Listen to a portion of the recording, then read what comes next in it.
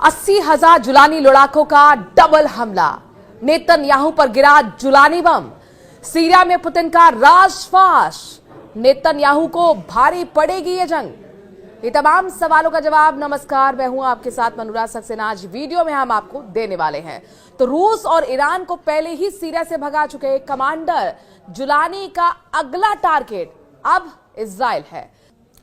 दमिश्क पर कब्जा कर चुके जुलानी ने अपने कमांडर्स को इजराइल फतेह करने का फरमान जारी कर दिया है। इसीलिए बड़ा सवाल यह है कि क्या सीरिया में घुसकर इजराइल ने बहुत बड़ी गलती कर दी है। दरअसल बशर अल असद के तख्ता पलट के बाद सीरिया जहां धीरे धीरे खड़ा हो रहा है, इजराइल के सीरिया पर हमले भी तेज हो गए हैं। पिछले 7 दिन के अंदर 800 से ज्यादा एयर स्ट्राइक कर चुका है इजराइल। वहीं पिछले 12 घंटे की अगर हम बात करें तो 61 से ज्यादा हमले कर चुका है, जिसमें वो चुन चुन कर सैन्य ठिकानों को तबाह कर रहा है। लेकिन जुलानी ने भी कसम खा ली है इजराइल को तबाह करने की और इस नरसंहार के बदला लेने की। इजराइल हमलों का जवाब देते हुए एटीएस के नेता भी इजराइल को बहुत बड़ी चेतावनी दे रहे हैं। जरा समझिए कि इस वक्त सीरिया में क्या चल रहा है और सीरिया के हमलों का जवाब देने के लिए जुलानी की क्या तैयारी है।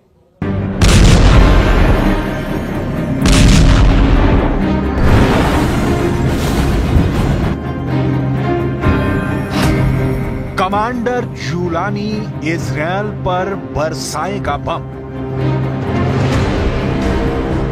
कमांडर जुलानी का सीरिया मिशन पूरा हो चुका है। दमिश्क के चप्पे चप्पे पर जुलानी के लड़ाकों का कब्जा है, लेकिन दमिश्क से मात्र 10 किलोमीटर दूर ही देखिए इजराइल क्या कर रहा है। धमाके का पहला वीडियो, धमाके का दूसरा वीडियो, धमाके का तीसरा वीडियो, धमाके का चौथा वीडियो, धमाके का 5वां वीडियो। इजराइल के इन धमाकों ने कमांडर जुलानी की नींद उड़ा दी है। इसीलिए अब जुलानी ने बड़ा फैसला कर लिया है। फैसला इजरायली सेना के आगे झुकना नहीं, बल्कि उसे झुकाना है। सीरिया की 1 इंच पर भी इजराइल का कब्जा जुलानी को मंजूर नहीं है। इसीलिए कमांडर जुलानी ने अपने लड़ाकों को इजरायली सेना पर सीधे अटैक का फरमान जारी कर दिया है। असद सरकार के पतन के बाद ही इजराइल ने सीरिया में मौजूद सेना के कई ठिकानों को नस्तनाबूद करना शुरू कर दिया। ये कब तक चलेगा, ये दुनिया के किसी भी देश को नहीं मालूम, लेकिन अब ये साफ होने लगा है कि इजराइल के हमले से युद्ध और भड़क सकता है, क्योंकि कमांडर जुलानी को सीरिया में इजराइल की उपस्थिति कांटे की तरह चुभ रही है। इसीलिए जुलानी ने फरमान जारी किया है कि इजरायली सेना जहां भी दिखे उस पर हमला करो। जुलानी के हौसले बुलंद हैं। जुलानी असद का 54 साल का साम्राज्य खत्म कर चुका है। जुलानी की नजर इजराइल पर भी टेढ़ी हो चुकी है। कमांडर जुलानी ने इजराइल को इशारों में समझाना भी शुरू कर दिया है। जुलानी ने मीडिया से बात करते हुए कहा कि सीरिया पर जिसने भी हमला किया उसके मंसूबे आज तक सफल नहीं हुए और अब भी ऐसा ही होगा।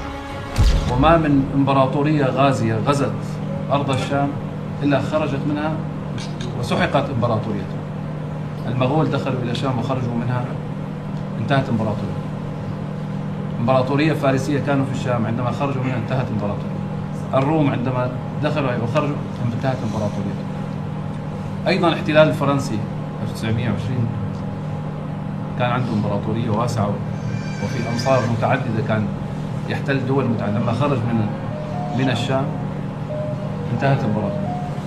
حتى الخلافة العثمانية كانت سلطنة، لما دخلت إلى الشام أصبحت خلافة، ولما خرجت منها عادت دولة. खूनी हमले बर्दाश्त नहीं। जुलानी सीरिया पर एक छत्र राज चाहता है। उसे ना तो विद्रोहियों की डिस्टर्बेंस पसंद है और ना ही पड़ोसी मुल्कों की। जुलानी असद सरकार की हर निशानी को उखाड़ फेंकना चाहता है। सिर्फ इजरायल ही नहीं, जुलानी के खूनी अतिक्रमण से सालों से सीरिया में काबिज रूस को भागना पड़ा। रूसी सेना की सीरिया से वापसी शुरू हो चुकी है। हर गुजरते दिन के साथ सीरिया से रूस की मौजूदगी धीरे धीरे कम हो रही है। सीरिया से आए इन ताजा सैटेलाइट तस्वीरों को देखिए, जिसे institute for the study of war यानी ISW के एक्स हैंडल से जारी किया गया है। 13 दिसंबर को सैटेलाइट कैमरे ने सीरिया में मौजूद रूस के सैन्य अड्डों की तस्वीरें ली। लताकिया के खमीमिम एयरबेस और टार्टस नेवल बेस की तस्वीरों में साफ साफ दिख रहा है कि रूस सीरिया छोड़कर भाग रहा है। पुतिन के हार की पहली तस्वीर। इस सैटेलाइट तस्वीर में 2 AN-124 ट्रांसपोर्ट एयरक्राफ्ट दिख रहे हैं। दोनों प्लेन्स के आसपास गाड़ियां मौजूद हैं। कार्गो का सामान लोड किया जा रहा है। विमान उड़ने की तैयारी में है। पुतिन के हार का दूसरा सबूत। सैटेलाइट तस्वीरों में दावा किया गया है कि सीरिया में मौजूद अपने अड्डे पर रूस अपने Ka-52 लड़ाकू हेलीकॉप्टर को डिसमेंटल कर रहा है। इस तस्वीर में रूस की S-400 मिसाइल भी दिख रही है। S-400 को भी रूस खमीमिम बेस से दूसरी जगह ले जा रहा है, क्योंकि रूस को पता है कि अगर ये मिसाइलें यहां पर रहीं और हेलीकॉप्टर जुलानी के लड़ाकों के हाथ लग गया तो क्या हो सकता है। रूस के हार का तीसरा सबूत। लताकिया के नजदीक ही रूस का टार्टस बेस मौजूद है, जहां से रूस अपने विरोधियों को आंखें दिखाता था। इसके पीछे टार्टस बेस की भौगोलिक स्थिति है, लेकिन असद सरकार के पतन के साथ ही रूस ने यहां से भी अपने युद्धपोत और पनडुब्बी निकाल लिए। छटपटा रहा है हिजबुल्ला। बिना पानी की मछली देखी है आपने?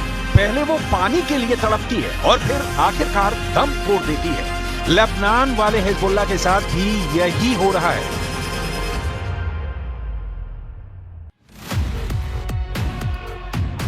सीरिया में बशर अल असद की सत्ता का पतन होने के बाद हिजबुल्ला की मेन सप्लाई लाइन कट गई है।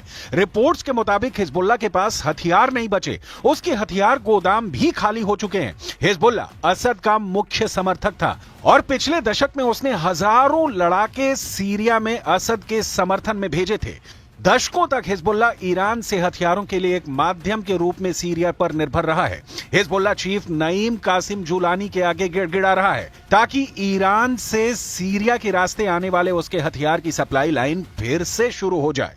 من حق الشعب السوري أن يختار قيادته وحكمه ودستوره ومستقبله، ونتمنى أن يتوفق لخيارات لا يتحكم بها أحد من الدول الأخرى التي لها أطماع في سوريا والتي تريد أن تخدم العدو الإسرائيلي। हथियारों की सप्लाई लाइन कटने से हिजबुल्ला तो छटपटा ही रहा है, उसका आका ईरान भी परेशान है। अभी कल ही की तो बात है जब ईरान के सर्वोच्च नेता आयतुल्लाह अली खामनेई ने कहा था कि सीरिया में बशर अल असद सरकार का पतन सहित वहां का हालिया घटनाक्रम अमेरिका और इजरायल की ज्वाइंट प्लानिंग का हिस्सा है। ईरान को सीरिया की बशर अल असद की सरकार का बड़ा पार्टनर माना जाता था। ईरान सीरिया को लड़ने के लिए हथियार, सैन्य साजो सामान और सेना को ट्रेनिंग देकर असद की मदद करता था। सीरिया में असद सरकार का पतन ईरान के लिए किसी बड़े झटके से कम नहीं। इस बीच सीरिया में भी जुलानी के लिए हालात लगातार बिगड़ते जा रहे हैं। सीरिया में 10 जुलानी अखबारों में, टीवी पर, मोबाइल पर, दमिश्क पर कब्जे के बाद अब तक आप हजारों बार कमांडर जुलानी का चेहरा देख चुके होंगे। कमांडर जुलानी को दुनिया का बच्चा बच्चा पहचान चुका है, लेकिन सीरिया में अब भी सैकड़ों नहीं हजारों जुलानी जैसे कमांडर हैं जो मौके की तलाश में हैं। कुछ ने तो सीधी ललकार भी भर दी है। دولت ترک بشه واسه کی یکسر متحدی که خطری گروپ چکدار جیر داورند ورن حتی هرم دیر زوری رقم جبر ویجی جبانه که آبه هرمانه بپارزینن گلی خوب بپارزینن اسکریک سوریه غربی فراته و جوای فراته نن هرم ما چه دست ما بکن چه تدبیر ما بکن।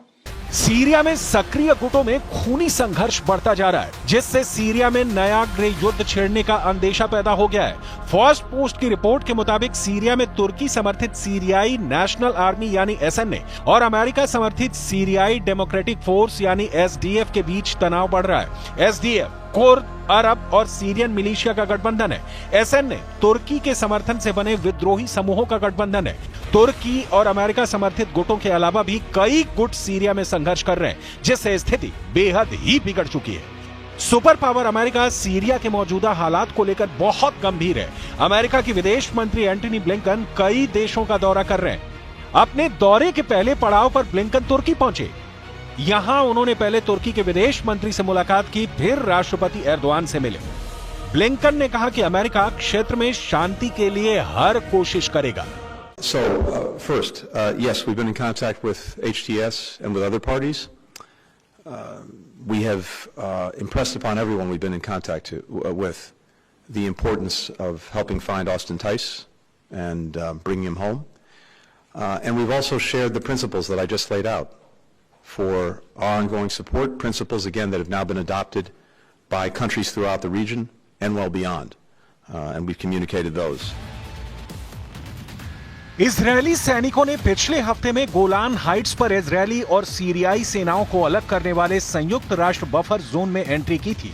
इजरायल के इस कदम पर संयुक्त राष्ट्र ने कहा कि यह कदम 1974 के युद्ध विराम समझौते का उल्लंघन है, लेकिन इजरायली पीएम ने कहा कि असद सरकार के गिरने के बाद इस समझौते को इजरायल ने खत्म कर दिया है, यानी सीरिया में युद्ध का भड़कना तय है।